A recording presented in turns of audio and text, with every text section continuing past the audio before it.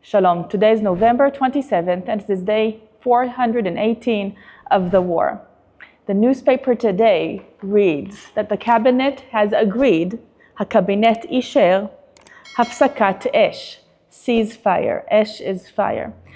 This is regarding the war with Lebanon. This is a ceasefire with Hezbollah.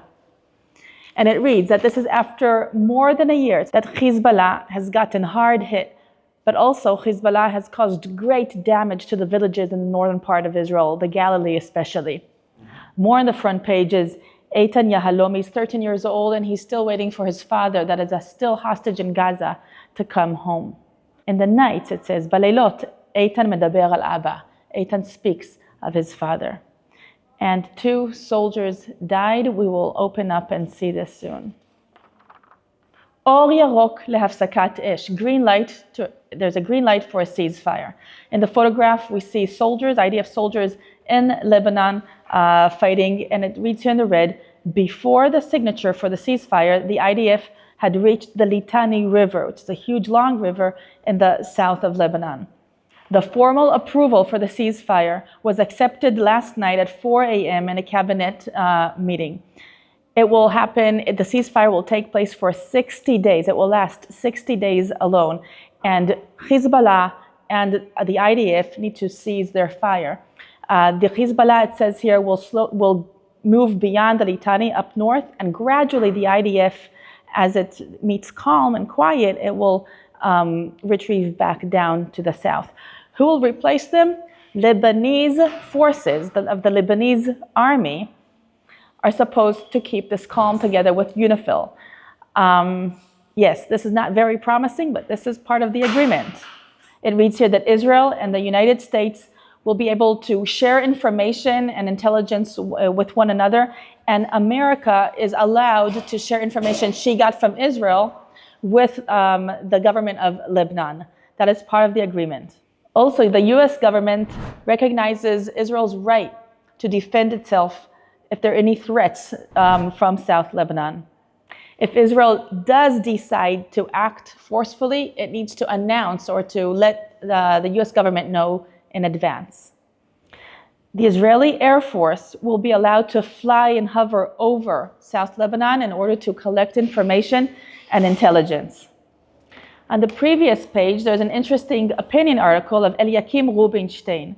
And he says, let's learn from the history in Lebanon. And he says in 1983, right, there was a ceasefire between Israel and Lebanon. This was in May 1983. And the Americans worked hard to convince Israel that the Lebanese military is strong enough to hold Hezbollah back, to restrain Hezbollah. And it did not work. The Lebanese military did not or was not able to restrain Hezbollah.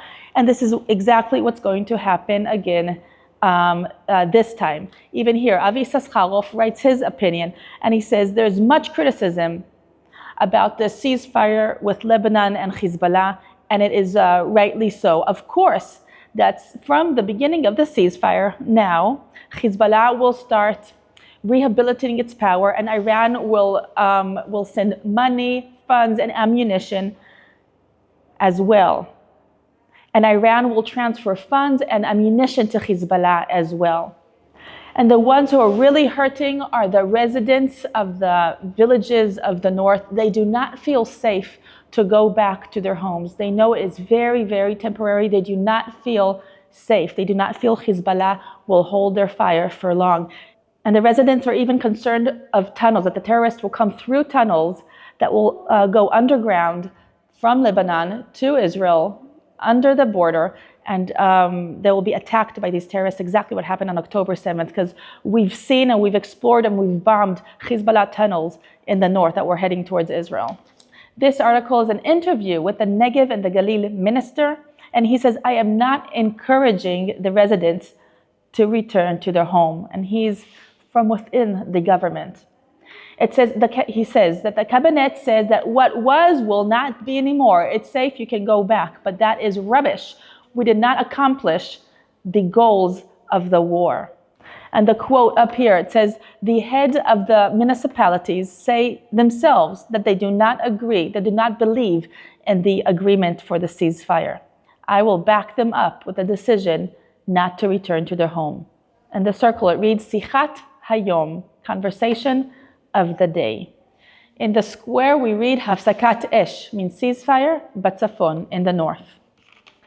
Next, to the heroes that will not return. Yonah Betzalel Brif, 23 years old, from Modi'in. He succumbed to his wound sustained on October 7th. More than a year, he was fighting for his life. It says he was playing catch with God. And yesterday they announced that he succumbed to his wounds. Yonah Betzalel Brif. Tamer, from Kfar Yassif, 21 years old. He's a 13th Druze soldier in the IDF that has been killed in this war. Tamer hit'akesh liyot lochem. Tamer insists on being a fighter. May their memory be blessed and may their families find deep comfort. הילדים שחזרו נראים רגיל. The children that have come back look normal. אבל בלילות הכל צף. But at night everything comes up. And this is a special project. It's interviewing Eitan Yahalomi. He was 12 when he was kidnapped on his own to Gaza while his mom and his sisters were able to escape. But his father too was kidnapped separately from him. So in one of the agreements, in the hostage agreements, he was able to come back, but his father is still there. Eitan was in captivity for 52 days. 16 days of those he was completely on his own there. And when Eitan came home, everything was different. The house was different. The kibbutz in which he grew up was ruined, was burnt down. And the community had already moved to a different place, Karmei Gat, in order to be safe. Eitan on the outside looks normal, but really, in the night, everything rises up and comes up. Eitan does not sleep well, and he developed this type of method to hold himself awake until a very late hour, שעה מאוחרת, late hour, in order to crash from tiredness, because he's afraid of the thoughts he has before he falls asleep. And he's not the only kid that has returned from captivity. There are more of these. They have celebrated their 1 year in Israel back home. But as the families are torn apart, when fathers and parents and moms are still in captivity, it's just unbearable. These children are not complete in any way. And here's a picture of the family. Here's his father, Ohad, that is still in Gaza, his mom, Batsheva, Eitan, and his 2 younger sisters. This is it for today then, and as these families are unstable, Israel as a nation is unstable now. Even the ceasefire that seems to be some sort of calm, it's not stable. Please continue to pray for Israel, for the people, for the nation, for the government. Thank you. This is Rotem again for All Israel News.